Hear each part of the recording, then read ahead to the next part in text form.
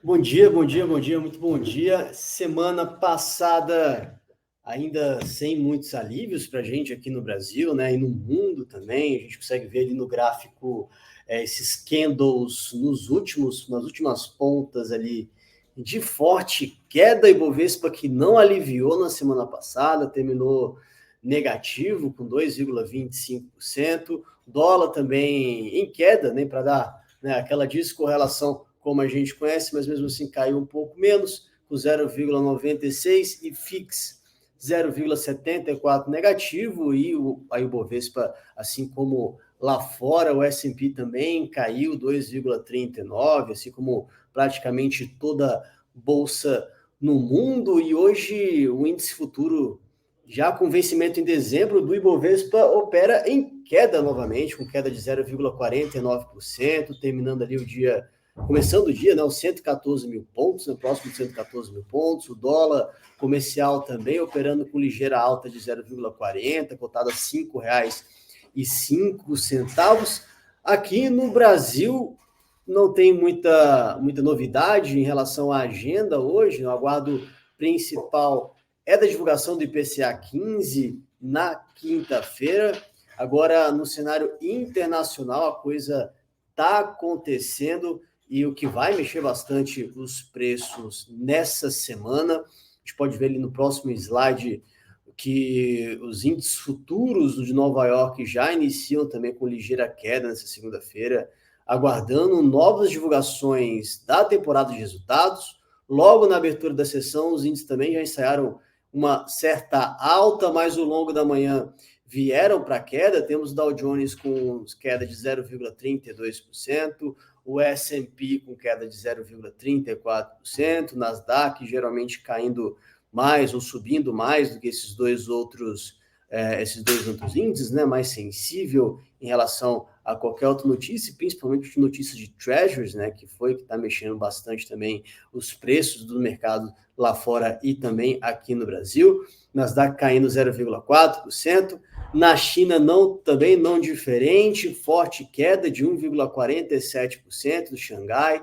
Nikkei, Japão também com queda de 0,83%, Reino Unido queda de 0,39%, DAX na Alemanha caindo 0,45%.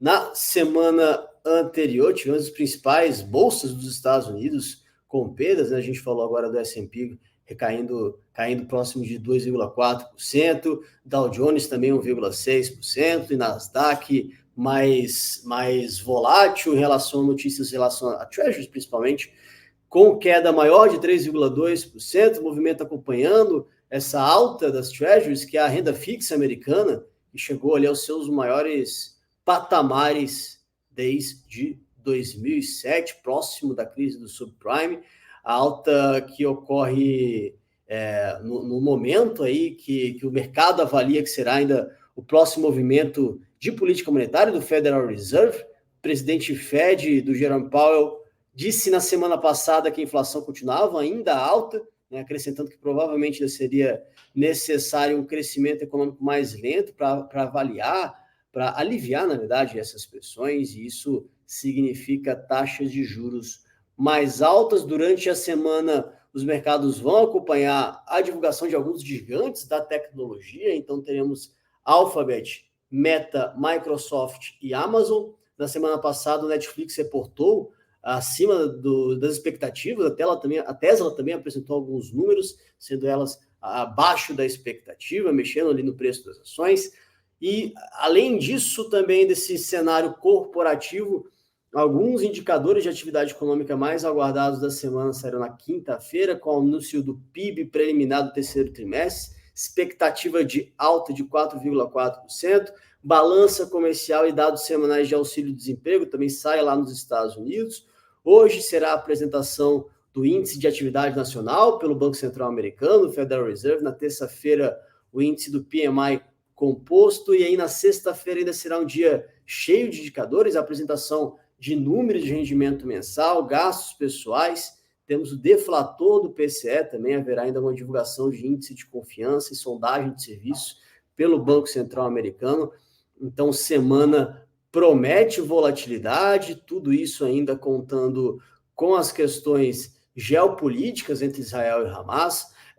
Isso vai impactando além da alta dos Treasuries, geralmente quando há questões extremas, quando há questões de volatilidade, os investidores procuram ativos mais seguros, o Treasuries é um deles, né? A renda fixa americana é o principal deles, na verdade, né? Aproveitando o dólar também está ali no meio, também encaixa, também sobe com uma certa frequência em momentos assim. Isso impacta negativamente também os outros ativos, assim como a gente falou do Dow Jones, S&P, Nasdaq e também no Ibovespa.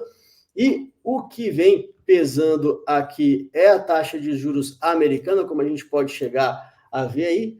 Mesmo assim, com essas notícias, a gente ainda enxerga, o mercado ainda enxerga ali uma probabilidade maior de permanência, ainda a maior que tem, né, com 74% de chance disso acontecer, né, uma menor com 24% de chance de aumento da taxa de juros americana e uma pequena probabilidade de queda, né? Não existiu isso na semana passada, a primeira, né, já começa a embicar nessa semana essa probabilidade, mas mesmo assim o mercado ainda bastante volátil em relação a essa taxa de juros, em relação ao Treasuries, que também reflete um pouco dessa taxa de juros, e também em relação ao preço do petróleo, que chegou já próximo da máxima do ano ali, com toda essa discussão geopolítica entre Israel e Hamas.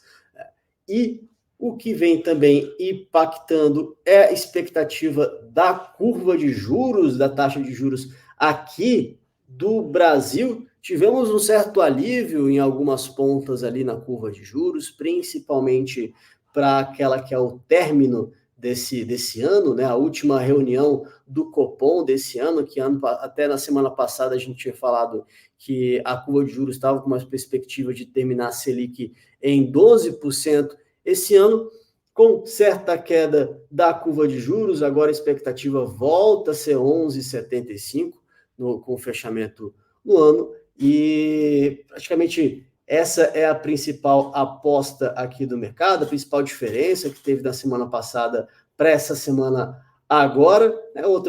Outra questão é a que vai acontecer ali em 9/5/2024, que agora está 10,75. Diferença principal é essa, mas não muito. O mais marcante, claro, é a da última sessão desse ano, terminando com 11,75.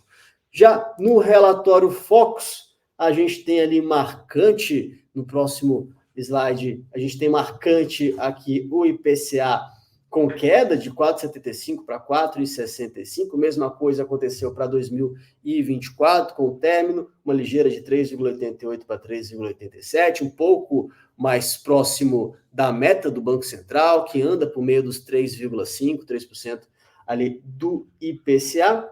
Uma ligeira queda do PIB de 2,92, agora a mediana dos principais economistas do Brasil vai para 2,90.